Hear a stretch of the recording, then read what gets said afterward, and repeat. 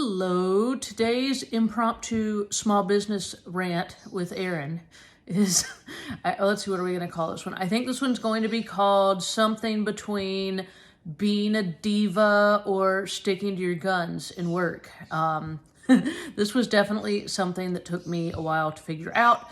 When you start out making money and you start out working for yourself, or at least I did, so I'm only speaking from my experience, I had just pretty much however it would work, I was going to make it work standards. And there's definitely a time and a place for that. I'm not hating on that in general, but what I mean is, I would accept payments via random PayPal invoices, my website processor, I had somebody that, and she still does, my one lady who sends me a check. I do have one lady who occasionally sends me a check in the mail with a handwritten note on what she wants, and she's adorable, and so that one lady I will make an exception for, because we're friends at this point in time. But for humanity in general, I made it much harder on myself than it needed to be, because I was very hey man, yeah, however we need to make a buck, we're gonna make it happen, and however we need to have that work, we're gonna have that work. And it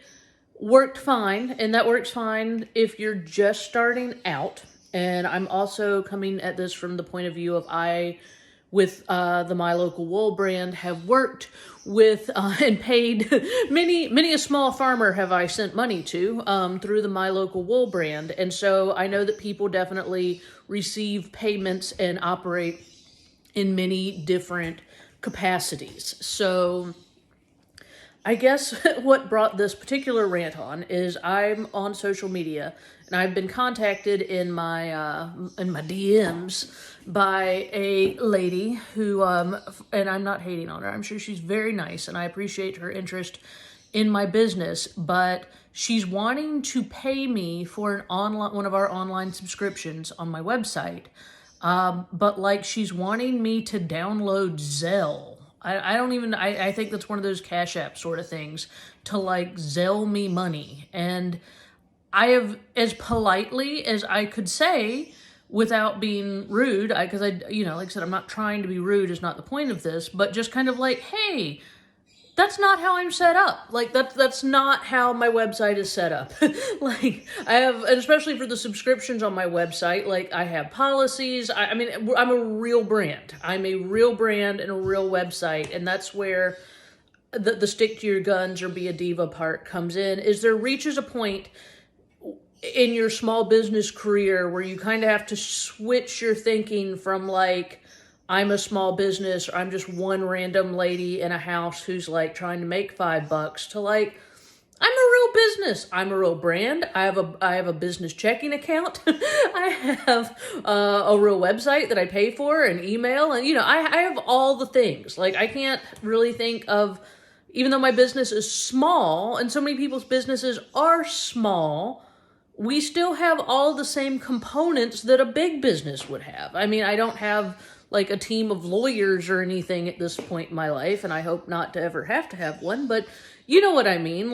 Even though I'm a small business, I'm still a business. So I just kind of, it just made me laugh. I wanted to be would you message, I don't know, Eddie Bauer on their Instagram and be hey man, can I send you some money on the Cash App?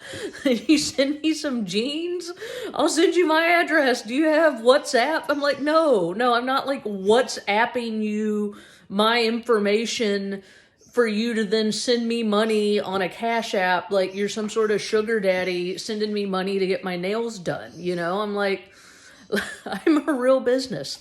So I don't know, that's definitely something that I know I used to make myself crazy about when I started out, because as we grew, and especially as more of the reoccurring things happened with my brand, when we were in that kind of earlier getting going phase, my bookkeeping was crazy at the end of each month. It was such a pain.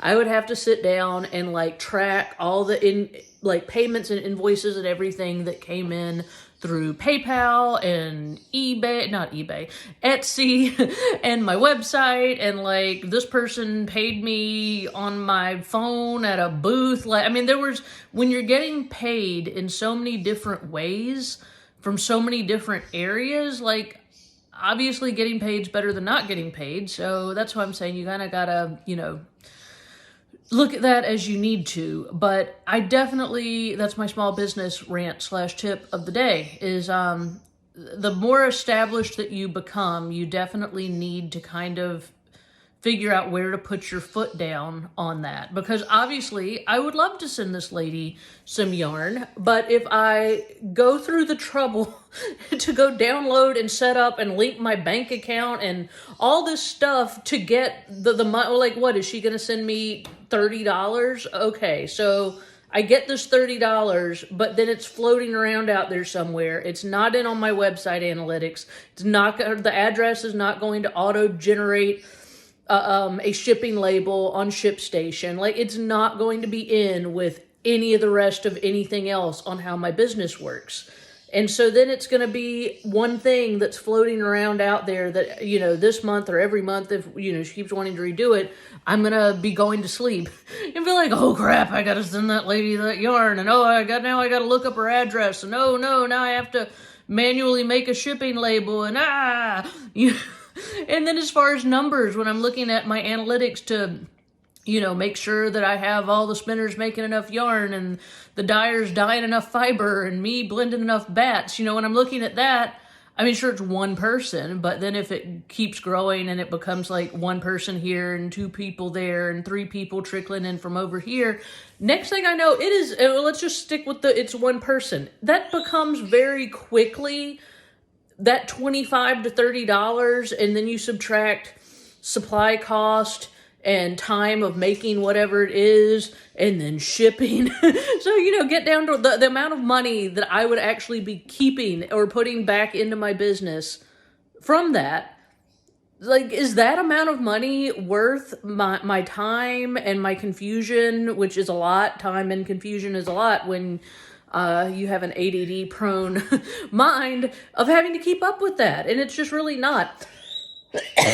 And that's something, like I said, I've been joking this past year with my husband that I've decided I'm just going to be a diva from now on. And we laugh about it because, like, this is not a term that you would normally throw around with me. So, the juxtaposition is fun. But I'm totally on board with it because we were talking about, like, scheduling things with people.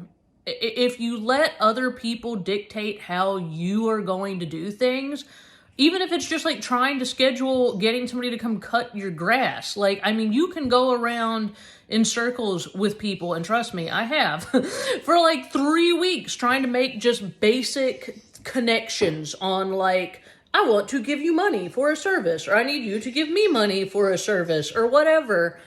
And I have been so much happier in my personal life dealing with other small businesses, but especially in my own small business, literally just being like, okay, well, these are my policies. This is this is how it works. This is how I run things. And, be polite, be nice. And like I said, I'm sure this lady is a lovely person, but she is not understanding that for as much as I would love her business and I would love for her to have a good feeling about my brand and what we're doing and the fiber arts and the indie arts and all the things, for as much as I would want that to do, that I'm a real business, and that's not how I'm set up right now. And that's not to say that at some point in the future, if there's some sort of great need for it, that I won't be. Excuse me, I drank bubbly water and had to burp. But right now, that is not how I'm set up. And so in keeping with my new feelings of being a diva, sticking to my guns on my own standards and policies, and just learning to say no. No is a great thing to learn to say, or a nicer way of being like, I think I ended up leaving it with, that's not how we're currently set up right now, but if that changes in the future, I'll let you know. Thank you so much for your interest, which is, the nicest thing I could come up with. But, so that's my tip. Make yourself some structures and standards and operations and systems. That's the word I was going for. Make yourself some systems on how you want your life to work, how you want your business to work.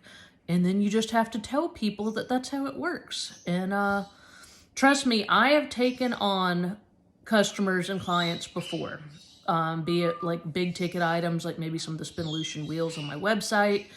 And you can usually tell the people that are kind of the squeakier wheels, or the more that kind of person up front. Even if you close the sale, and even if it works out, and even if they become a customer, usually they're the same people that will somehow end up making you crazy, to the point that you just want to like refund them their money and be like, please, please, here's your $30, please leave me alone. So it's not worth it, is my point. So anyhow, that is today's small business rant. And I think I do actually have a whole section on this, on the power of saying no, especially as a woman and a mom, because we all suck at that. In my book Feral, which is over on the table, so I won't show you, so you'll have to believe that it really exists. But please check it out. Like I said, the name of the book is Feral, and if you remotely have any interest in all of my small business ramblings, there's many more. I wrote all the best ones in the book, so you should go check it out. And it is currently on Kindle Unlimited as well. So there's a point. Till next time.